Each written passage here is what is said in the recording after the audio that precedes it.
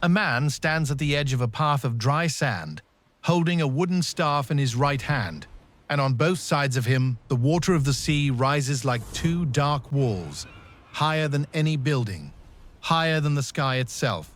Behind him, 600,000 people are walking through the gap, stepping on dry ground where the water should be. Behind them, the Pharaoh's army is charging hard, chariots and horses, and they are running out of time. The name of the man is Moses. But his story didn't start here. It started 80 years before, in the darkness by a river, with a mother on her knees, lowering a woven basket into the black water, knowing it might be the last time she ever sees her newborn son alive. The hidden baby. 1663 BC. Egypt. The kingdom is built on the backs of Hebrew slaves who have worked without choice for generations. But the Hebrew population is growing faster than Egypt can control it. One night, the Pharaoh, the king of Egypt, calls his officers into the throne room and gives them an order that will change everything. Every newborn boy born to a Hebrew mother will be killed. As soon as they take their first breath, any mother who tries to hide her son will die alongside him. In a small mud brick house on the edge of the river, a Hebrew woman named Jochebed is about to give birth. Her husband stands outside in the darkness, unable to help. Her daughter, a girl named Miriam who is 10 years old, sits nearby and listens to her mother breathing through the pain. Inside the house, the woman helping with the birth, a midwife named Shifra, kneels beside Jochebed and watches as a newborn boy enters the world, alive and crying. Shifra looks down at the child in her hands and her arms begin to shake. She has delivered dozens of babies in her life, but this is the first one she was ordered to kill. She stands still for a moment, the baby crying against her chest. Then she wraps him in the softest cloth she owns and hands him to Jochebed. Neither woman speaks about what Shifra has just refused to do. For the first week, the baby sleeps most of the day, and Jochebed keeps the windows covered with cloth. But in the second week, he starts to cry louder, and one afternoon a neighbor knocks on the door asking if she heard a baby. Jochebed says no and closes the door, her hands shaking against the wood. A month later, Egyptian soldiers ride through the district, checking houses. Jochebed presses the baby against her chest, under a pile of blankets in the corner, and holds her hand over his mouth, while the soldiers search the room next door. The baby doesn't make a sound. The soldiers move on. By the third month, the baby is too big and too loud to hide much longer. Jochebed sits down on a low stool in her house, with her newborn son in her arms, and makes the only choice left to her. She wove a small basket from reeds and sealed it with pitch to keep out the water. She wraps her son in cloth and places him inside, and at dawn she carries the basket down to the river's edge. Her daughter Miriam follows at a distance, staying low behind the tall grass, watching. Jochebed kneels at the water and holds the basket against her chest for one last moment. Then she whispers her son's name, a name she will never say out loud again, and lowers the basket into the Nile. The current takes it downstream, and Jochebed stands on the bank until she cannot see it anymore. Then she walks back to her house alone, and the only thing she knows is that she has either saved her son's life or sent him to his death in the river. The river. A few hours later, and 3 miles downstream, the Pharaoh's daughter is wading into the shallow water with 2 servants standing on the bank behind her. The water is cool and clear and smells like wet plants. She notices something floating in the tall grass along the edge. She walks toward it and sees a woven basket with something moving inside. She reaches down and pulls it out of the water, and the instant she opens it, a baby's cry reaches her. The infant is screaming, his skin dark and his hair wet. The servants come running, but the princess does not let them take the baby. She holds him against her wet clothes and looks down at his face. She sees the quality of the cloth he is wrapped in and knows that his mother loved him enough to try to save him. The princess brings the baby to the palace and visits him every day. After 3 months, She goes to her father, the Pharaoh, and tells him that she has found a Hebrew child by the river, and she wants to keep him. The Pharaoh gives his permission and tells his daughter that the child will need a wet nurse. The princess tells her father that she has heard of a Hebrew woman named Jochebed who is known to be a good mother. She will ask Jochebed to come work in the palace.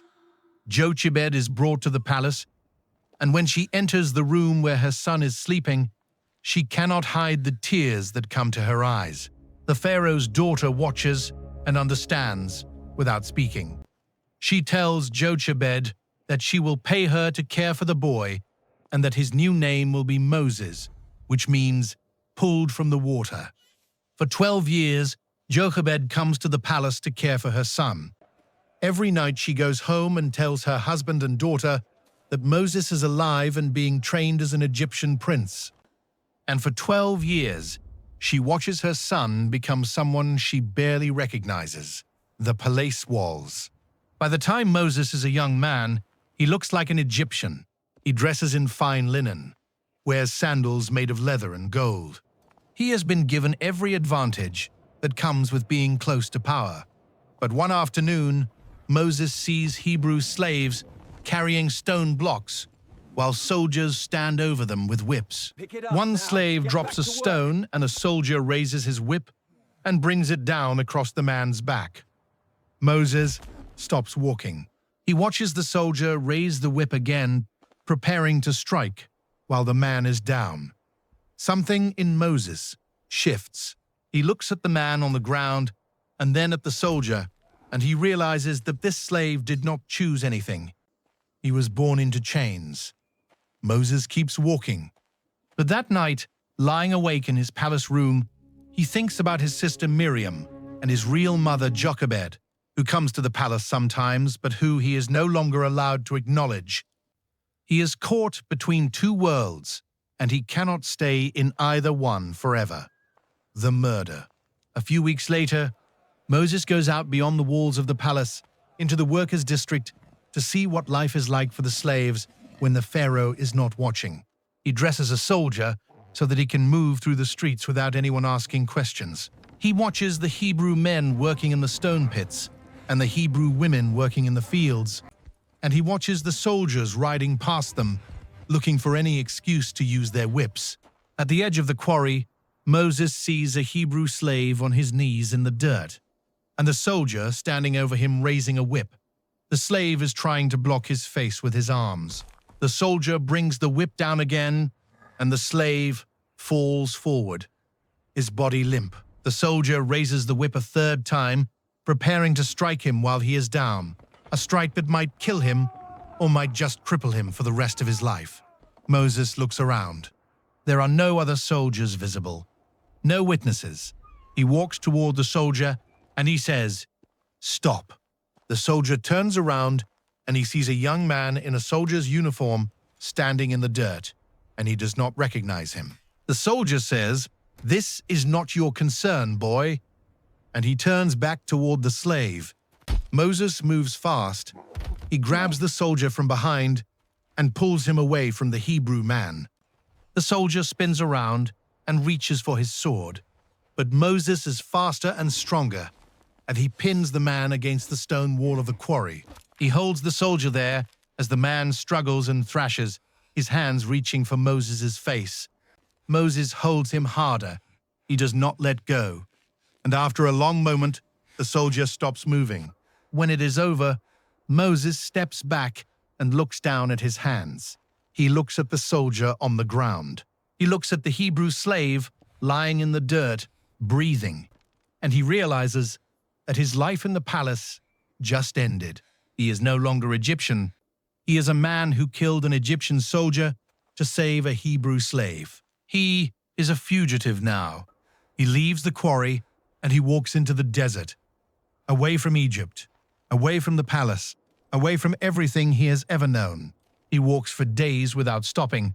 He does not know where he is going. He only knows that if he stays in Egypt, they will find him and they will kill him. The burning bush. 40 years pass. Moses lives in the Midian desert as a shepherd. His hands are weathered. His hair is long and his beard is thick. His clothes are worn through at the knees. 40 years of hiding have made him into someone he barely recognizes. One afternoon near a mountain called Horeb, Moses sees something odd in the distance, a bush that appears to be on fire. The flames are burning, but the bush is not being consumed. Moses walks toward it. As he gets closer, he hears a voice calling his name. The voice is clear and close and fills the space around him. He falls to his knees in the dirt. The voice says, "I am the God of your father, Abraham. I have seen the suffering of my people in Egypt. I am sending you back to Egypt to bring my people out of slavery." Moses says, "Why me? I am a fugitive. I am a murderer. The Pharaoh will kill me." The voice says, "You will not go alone. I will go with you. You will take this staff." Moses sees a wooden staff lying on the ground. He picks it up and feels something change inside him. The staff feels right in his grip. Moses grips the staff and says, "I will go." And everything changes. 10 plagues. Moses walks back to Egypt with his brother Aaron. They stand before a new Pharaoh, and Moses holds the wooden staff in his right hand and says, "Let my people go." The Pharaoh laughs and tells him to get out. Moses takes his staff to the river and strikes the water. The entire Nile turns dark red. The fish die. The people cry out in pain and thirst. But instead of releasing the slaves, the Pharaoh orders them worked harder. So Moses brings another plague. He raises his staff, and locusts rise up from the ground like a dark cloud, eating every plant and crop. The ground becomes a wasteland. Again, the Pharaoh says, "Let my people go." But the moment the plague ends, he changes his mind. Moses brings darkness. The sun disappears for 3 days. People are afraid to move. When the sun returns, the Pharaoh still refuses to release the slaves. But the 10th plague is different. Moses tells the Pharaoh that on this night, the firstborn son in every Egyptian household will die. "If you do not release my people, your son will die too," he says. The Pharaoh tells Moses to leave him and never return. That night, in every house in Egypt except the houses of the Hebrew slaves, who marked their doors with lamb's blood so the plague passes over them, the firstborn son dies. Fathers wake to find their sons cold and still. Mothers cry out in the darkness. The Pharaoh wakes to find his own son dead beside him. In the morning, the Pharaoh sends for Moses and Aaron and tells them to take their people and leave Egypt. He does not want them to stay one more day. And in that moment, the Hebrew slaves are finally free. The Red Sea. The slaves gather their belongings and walk out of Egypt in one long column that stretches for miles. There are 600,000 of them, men and women and children and their livestock. Moses walks at the front, holding his wooden staff. But after a few days, the Pharaoh changes his mind. He realizes he has just lost his entire workforce. He tells his generals to assemble the army and chase after them. The Egyptian soldiers catch up at the edge of the Red Sea. The slaves are trapped. In front of them is the sea. Behind them are the soldiers riding hard with their weapons raised. Moses stands at the edge of the sea and raises his staff above his head. He brings it down to touch the water, and the water splits apart. It rises up on both sides, forming 2 walls of dark water, higher than any building, and between the walls is a path of dry sand. Moses says, "Walk." The people walk through the gap. Mothers carry their children. Fathers lead their animals. Behind them, the Egyptian soldiers ride into the gap, their chariots and horses moving across the dry ground. When the last of the Hebrew people reaches the other side, when the soldiers are halfway through, Moses raises his staff again. He brings it down, and the water crashes together. The soldiers cry out, but there is no escape. The chariots sink into the sea. The horses disappear under the waves. The Hebrew people stand on the other side and watch the water settle. They are alive. They are free. They are no longer slaves. The Promised Land. For 40 years, Moses leads his people through the desert. He guides them through the heat and the dust and the hunger and the thirst. He keeps them together when they complain, when they doubt, when they want to turn around and go back to Egypt. He speaks to God on their behalf, and he receives the laws and the commandments that will guide his people for generations to come. He holds the wooden staff, and he walks every step of the journey. But Moses is now an old man.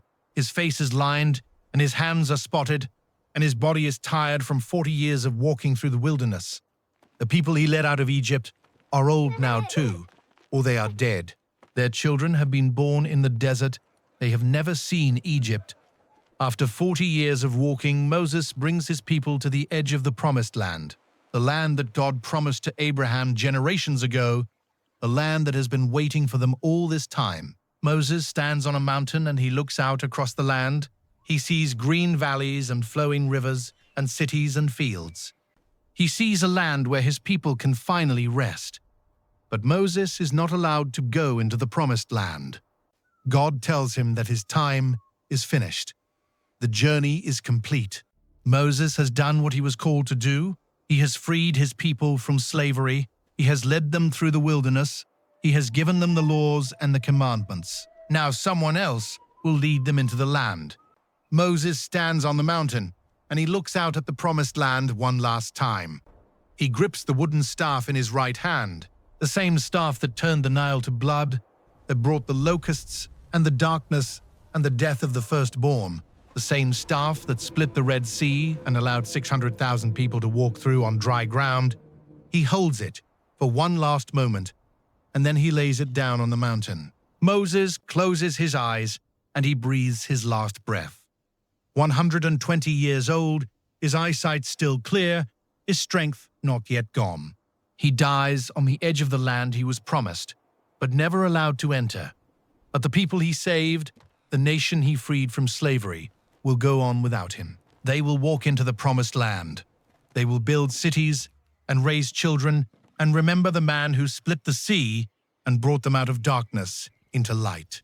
The staff remains on the mountain, the last thing Moses held before he died, a reminder of the moment when a fugitive in the desert heard a voice from a burning bush and said yes to the impossible, and changed the course of human history forever.